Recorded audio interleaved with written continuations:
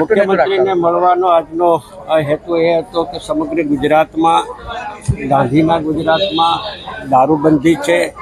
અને દારૂબંધી હોવા છતાં ખુલ્લા બે રોકટોક પોલીસની ભાગીદારીથી અને અસામાજિક પ્રવૃત્તિ કરનારા લોકોની ભાગીદારીથી અને સાથોસાથ સત્તા પક્ષના લોકોની ભાગીદારીથી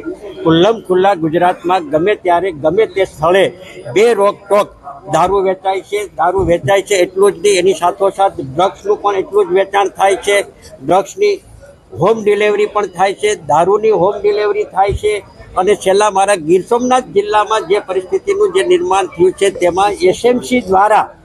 વેરાવળમાં રેડ પાડવામાં આવી, ઉનામાં 2 જગ્યાએ રેડ પાડવામાં આવી છે. એસએમસી દ્વારા રેડ પાડીને કરોડો લાખો રૂપિયાનો જે દારૂ પકડવામાં આવે છે એનો અર્થ એવો થાય છે કે જે જિલ્લામાં એસએમસી રેડ પાડીને દારૂ પકડે છે તો એનો અર્થ એ થાય છે કે સ્થાનિક પોલીસ જે છે એ દારૂના ધંધાર્થી સાથે ભાગીદાર છે, ત્યારે જ એસએમસીને રેડ પાડવાની ફરજ પડે છે. જો સ્થાનિક પોલીસ જો કડક અમલવારી કરતી હોય દારૂબંધીનો તો એસએમસીએ રેડ પાડવાની જરૂરિયાતને આવશ્યકતા ન રહે. એનાથી ગંભીર બાબત એ છે કે જૂનાગઢ જેલમાંથી એક બુટલેગરે ઉનાના ચૂંટાયેલા ધારાસભ્ય પણ દારૂના ધંધામાં સરખે હિસ્સે ભાગીદાર છે એ પ્રકારનો લેટર લખે છે અને ઉનાના ધારાસભ્ય આ તમામ અસામાજિક પ્રવૃત્તિમાં સામેલ છે એવું સ્પષ્ટપણે જણાવે છે. એટલું જ નહીં, ઉનાના ધારાસભ્યની વિડીયો ક્લિપો પણ જાહેર થઈ છે, ઓડિયો ક્લિપો પણ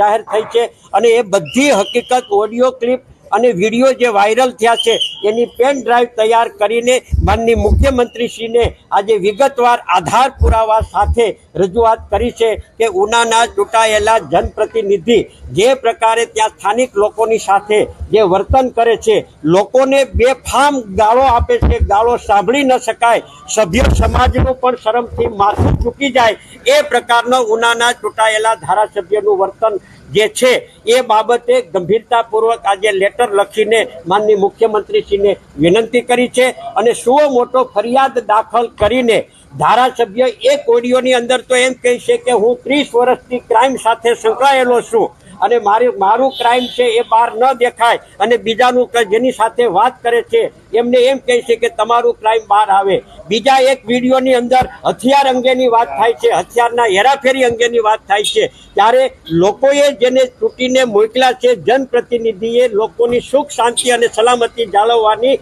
જવાબદારી સત્તા પક્ષની અને સત્તા પક્ષના ચૂંટાયેલા જનપ્રતિનિધિઓની છે. ત્યારે ચૂંટાયેલો જનપ્રતિનિધિ જ આ પ્રકારનો જો વ્યવહાર અને વાણી વર્તન અને ચારિત્ર બાબતે જ્યારે વાત કરતા હોય ત્યારે કાયદો અને વ્યવસ્થાની પરિસ્થિતિ અસરકારક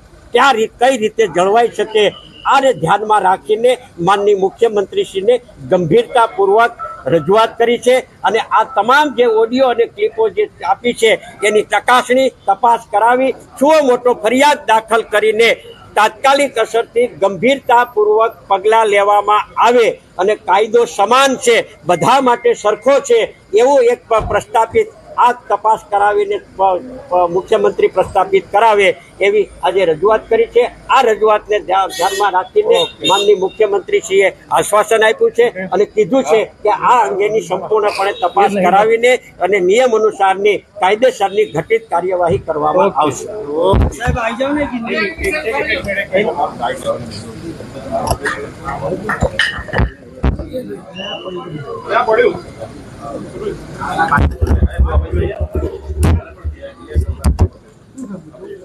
થોડી